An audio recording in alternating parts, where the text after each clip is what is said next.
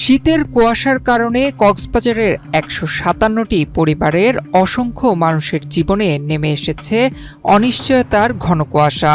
গত এক মাসে সাগরে মাছ ধরতে গিয়ে কুয়াশায় দিকভ্রান্ত হয়ে ও ইঞ্জিন বিকলের কারণে ভারতের জলসীমায় প্রবেশের অভিযোগে কক্সবাজারের কুতুবদিয়া, মহেশখালী, বাঁশখালী ও পটুয়াখালীর মহিপুরের এসব মৎস্যজীবী ভারতীয় বাহিনীদের হাতে আটক হন। সেই থেকে এখন পর্যন্ত প্রায় এক মাসেরও বেশি সময় ধরে তারা ভারতের কারাগারে বন্দী। কুয়াশার কারণে অনিচ্ছাকৃতভাবে ভারতীয় জলসীমায় ঢুকে পড়া বাংলাদেশি এই জেলেদের আটক করে পশ্চিমবঙ্গের কাকনদ্বীপের একটি কারাগারে পাঠিয়েছে ভারতীয় কর্তৃপক্ষ। বর্তমানে সেখানে মোট 7টি ফিলিং বোট সহ 157 জন বাংলাদেশি জেলে বন্দী রয়েছেন। আমি আর তার হয়ে গেছি, কিভাবে সংসার চলবো, কিভাবে কি করবো। আমার ছেলে 5টা ভাই, আমার কত উপার্জন করতে দেখছো নাই, আর তোমার সংসার কেউ নাই। অনেক দিন চলছে, তার খবর হয়ে যাবে, কিভাবে চলবো। আমি যে যখন তখন যেন আমার উপার্জন করে আমার স্বামী যে ফ্রি পাই। আমি গরম মারে হামাইয়া কুড়াইয়া দি আর একমাত্র হামাইয়া কুড়াইয়ার অবলম্বন দি আর ফোয়া বড় হইবে। আর তখন এটা যাইতে না পারিস, আর যাইতেম গিয়া ঘুরতেম এদিকে হইতেম দিদি তুই আর গিয়া বেশিরভাগ অনুরোধ তুলতে সরকাররা আছে।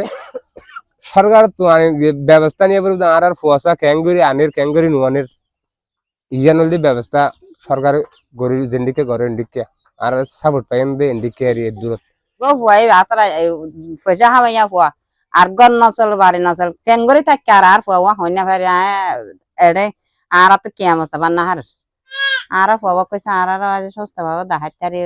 এর মধ্যে কুতুবদিয়ার জেলে রয়েছেন 80 জন, মহেশখালী, বাঁশখালী ও মহিপুর এলাকার 77 জন। গত 17 নভেম্বর বাঁশখালীর শেখরখিল এলাকার জাহাঙ্গীর আলমের মালিকানাধীন এমভি মায়ের দোয়া ফিলিং ট্রলারে থাকা 26 জন জেলের মধ্যে 13 জনই কুতুবদিয়ার। এছাড়া 19 নভেম্বর কোয়ারবিল ইউনিয়নের নজরুল ইসলামের মালিকানাধীন এফবি আবিদ 2 ট্রলারে 28 জন, 1 ডিসেম্বর আলী আকবর ডেইল ইউনিয়নের আব্দুল আলিমের মালিকানাধীন এমভি আল্লাহ মালিক ট্রলারে 15 জন এবং 17 ডিসেম্বর বড়ঘোপ ইউনিয়নের জসিম উদ্দিনের মালিকানাধীন এমভি রূপসী সুলতানা ট্রলারে 24 জন জেলে আটক হন। এদিকে একমাত্র উপার্জনক্ষম মানুষটিকে হারিয়ে এসব জেলে পরিবারে নেমে এসেছে অনাহার, হতাশা আর অনিশ্চয়তা সহ নানামুখী দুর্ভোগ। দিন এনে দিন খাওয়া এসব মানুষের নেই কোনো বিকল্প আয়। অনেক পরিবার ঋণের বোঝায় জর্জরিত। দ্রুত স্বজনদের দেশে ফিরিয়ে আনার জন্য সরকারের হস্তক্ষেপ কামনা করছেন এসব অসহায় পরিবার। আর সংসার মাঝে বাচ্চা বড় বেশি দুর্বলতা চলের চোলাপানি টিমান চলের আর দ্বিতীয় বউ ফুয়া হাদানি মাদানি ফোনদের হাদানিল্লা মার হাদানিল্লা ঘর টাইপের সুযোগ নেই। বেশি দুর্ভিক্ষ চলেন আর তো না আর সরকার আছে আকুল আবেদন জানের আর সরকার তো সাইড দিয়ে আর ফোয়া আর ফোয়াইবে না তাহলে আর পরিবার না চলিব। আর ফোয়াইবে আর সরকার তো অবৈধ আর আড়ালা বলি সাহায্য করা উচিত। যত সাগর যাইতে তত হাইতে দি ইয়ান আর ফেসা এখন আর ভাই ওর যে দড়ি ফেলে এখন আর ইয়ান আর্থিক অবস্থা খারাপ এখন আর চলতো কষ্ট যাবে যেহনো কিছুর বিনিময়ে আর ভাই আর ফিরে খাইতে চাই আর বাংলাদেশ সরকারের হাসিয়ান অনুরোধ।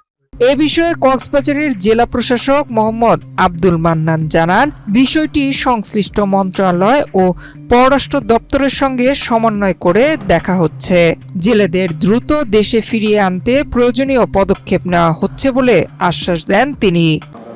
কুতুবদিয়া, মহেশখালীর যে জেলেরা আপনাদের যে আমরা তথ্য পেয়েছি ভারতীয় বাহিনীর কর্তৃক সমুদ্রে আটক হয়েছে, আমাদের এই তালিকা আমরা অবহিত হয়েছি এবং এ বিষয়ে আমরা মন্ত্রিপরিষদ বিভাগ সহ সরকারের ঊর্ধ্বতন কর্তৃপক্ষকে অবহিত করেছি তাদের দ্রুত উদ্ধার করে ফিরিয়ে নিয়ে আসার জন্য এবং ওই পরিবারগুলোকে আমরা অন্যান্য প্রকার সকল প্রকার আর্থিক সহায়তা প্রদান করছি আমরা।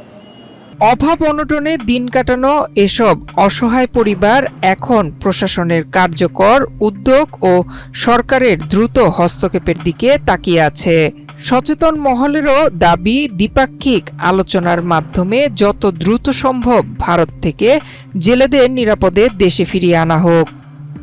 নয়ন বিশ্বাস, বাংলাদেশ প্রতিদিন।